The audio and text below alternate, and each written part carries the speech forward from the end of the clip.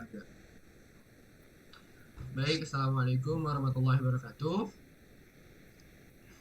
Next, nah, perkenalkan kami dari kelompok 2 yang beranggotakan Alif Angga Harwan Nasir, Adimas Teguh Prasetyo, Rizky Aditya Jaya, Satria Yuda, Muhammad Alfian, dan juga Ferry Febriansyah. Next, jadi kelompok kami yaitu kelompok 2 akan membahas seputar aplikasi Doku, mulai dari sejarah berdirinya, fitur-fitur apa saja yang ada di aplikasi tersebut, jenis vintage, kemudian ada kelebihan dan juga kekurangan dari aplikasi Doku, dan kemudian yang terakhir ada bagaimana aplikasi Doku ini bekerja. Oke, yang pertama mulai dari sejarah berdirinya yang akan dijelaskan oleh Alif Angga. Oke, terima kasih Mas Ferry.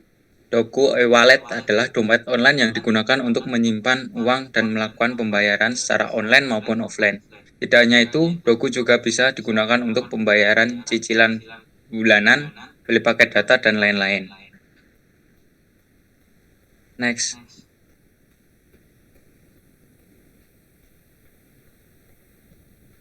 Sejarah singkat aplikasi Doku e-wallet.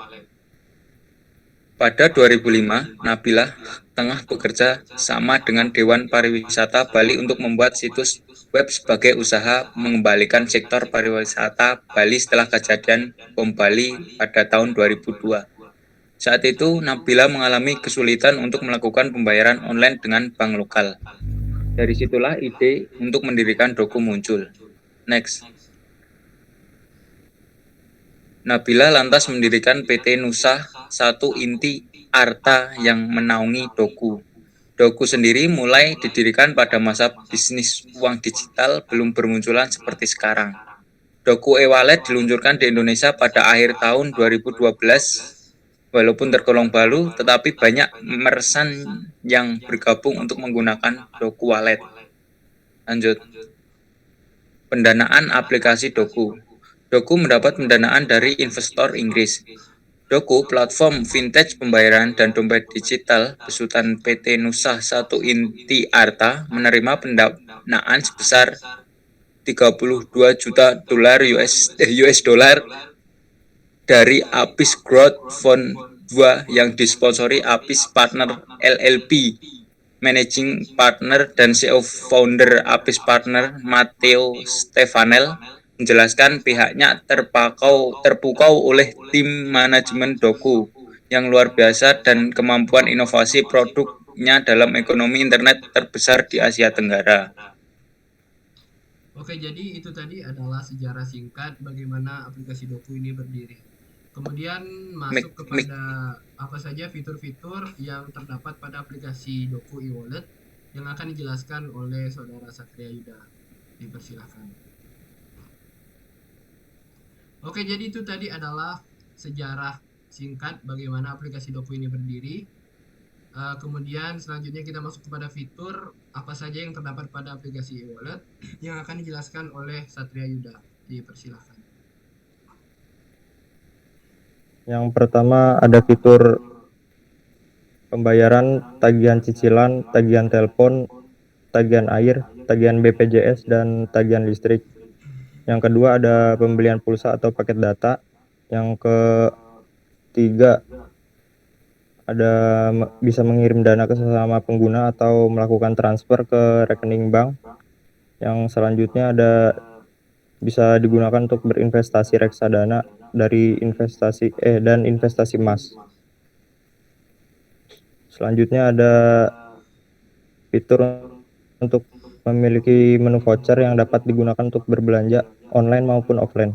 Selanjutnya ada fitur bebas top up melalui bank atau gerai yang telah bekerja sama dengan aplikasi Doku. Selanjutnya ada fitur melakukan store atau tarik tunai dari gerai yang telah bekerja sama dengan Doku.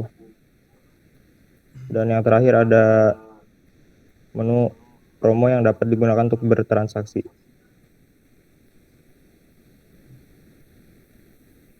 Selanjutnya ada jenis fintech dari aplikasi Doku.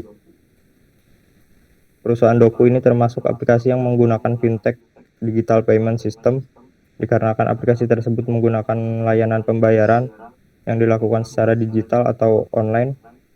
Kenapa aplikasi tersebut menggunakan aplikasi payment system? Karena ada banyak keuntungan yang bisa didapatkan penggunanya, mulai dari cara yang lebih praktis hingga biaya yang lebih bersahabat. Dan aplikasi Doku ini salah satu aplikasi payment gateway Indonesia yang paling terkenal, dan aplikasi ini juga sudah didukung oleh startup RI.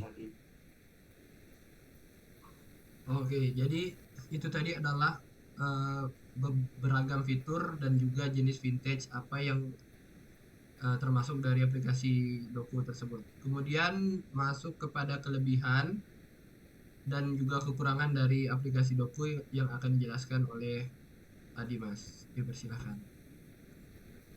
Terima kasih Mas Ferry. Di sini saya akan menjelaskan kelebihan aplikasi Doku e-wallet terlebih dahulu. Pertama, ada fitur lengkap. Doku e-wallet dibekali fitur-fitur yang relatif lengkap untuk memudahkan transaksi keuangan sebagai pelopor dompet elektronik di Indonesia. Doku tetap tidak ketinggalan mengakomodasi laju pengembangan finansial seperti fintech-fintech lain yang dirilis belakangan. Fitur yang dimiliki tidak kalah lengkap dibanding e-wallet Dana yang merupakan salah satu pesaing terbesarnya. Kedua, ada ekosistem digital baik. Doku e-wallet merangkul ratusan ribu merchant demi mewujudkan ekosistem keuangan digital yang baik untuk penggunanya. Jangkauan Doku tergolong luas dengan banyaknya merchant online dan offline yang menjalin kerjasama dengan dompet digital ini. Yang ketiga, bisa investasi. Keuntungan yang menarik dari Doku adalah fitur investasi yang tertanam dalam aplikasi. Anda dapat memilih reksadana maupun instrumen lain dari rekanan Doku di bidang penyelenggaraan investasi.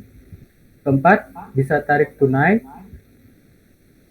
Tarik tunai tanpa transfer ke rekening bank lain terlebih dahulu adalah fitur yang sebenarnya wajib ada pada dompet elektronik. Sayangnya, tidak semua e-wallet menyediakan layanan ini. Doku e-wallet termasuk yang memiliki fitur tarik tunai secara cepat dan instan. Kelima, bisa sebagai pengganti PayPal. Ketika PayPal sempat diblokir, pengguna asal Indonesia yang kerap melakukan transfer ke luar negeri mau tak mau menjadi was-was. Untungnya transfer ke luar negeri bisa ditangani oleh aplikasi dompet elektronik lokal seperti Doku, sehingga pengguna PayPal tetap bisa berinteraksi melalui kanal lain ketika PayPal mengalami gangguan. Terus yang kedua tuh ada kelemahan aplikasi Doku e-wallet. Pertama, kurang populer. Di luar statusnya sebagai pionir dompet elektronik di Indonesia, Doku e-wallet sebelum masuk menjadi top of mind pengguna cashless di Indonesia. Ketika membicarakan dompet digital, popularitas Doku kalah jauh dibanding OVO dan Dana. Meskipun fitur-fitur ketiganya banyak yang memiliki kesamaan. Kedua, tarik tunai belum bisa di ATM. Tarik tunai cash wallet Doku baru bisa dilakukan melalui Alfamart, belum mendukung untuk penarikan tunai melalui ATM.